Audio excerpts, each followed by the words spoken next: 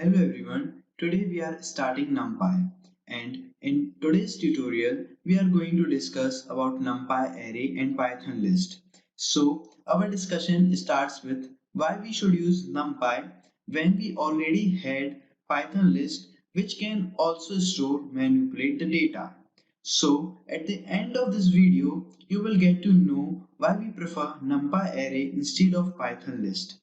Another point of discussion is why we require this numpy or list. So, as we know, large amount of data is being generated and stored in the form of one-dimensional array or n-dimensional matrix.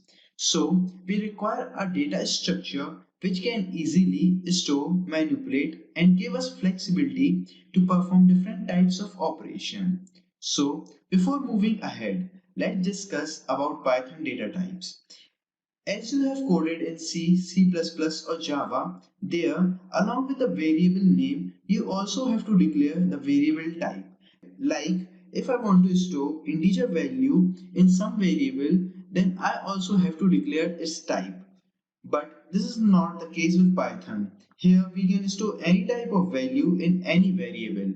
Like here the result is storing the value 0, that is integer. But let's take an example.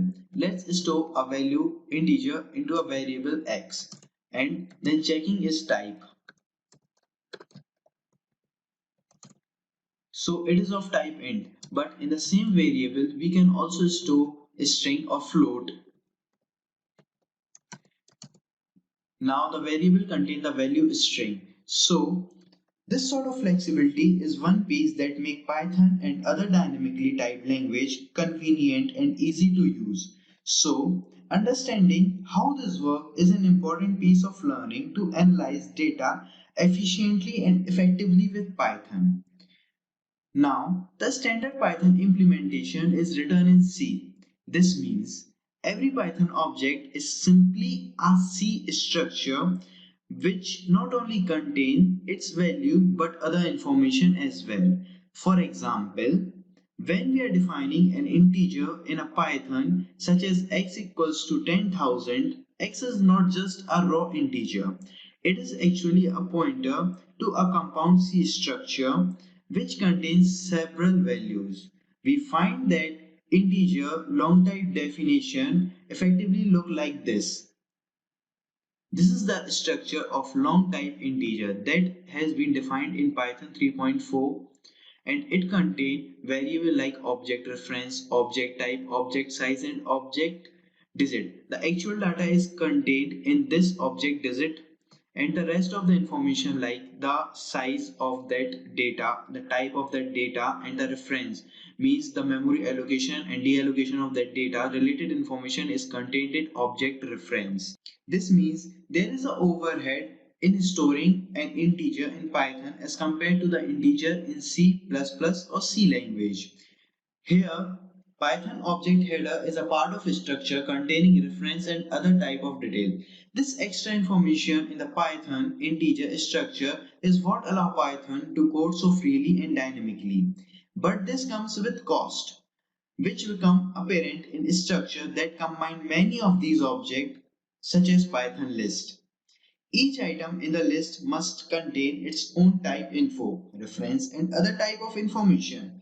In this case, where all variables are of same type, much of the information is redundant.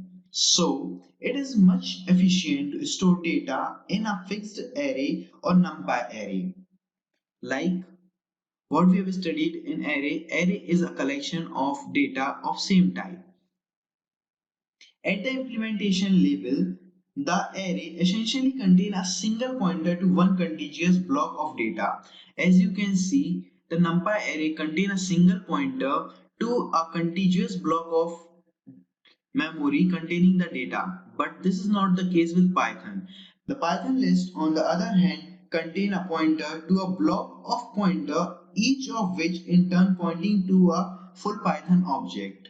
As you can see in this diagram, Python list contains the pointer to a block of pointer, which in turn points to a full Python object. So, at last or in conclusion, the advantage of the list is flexibility, but but it is not as efficient for storing and manipulating large amount of data.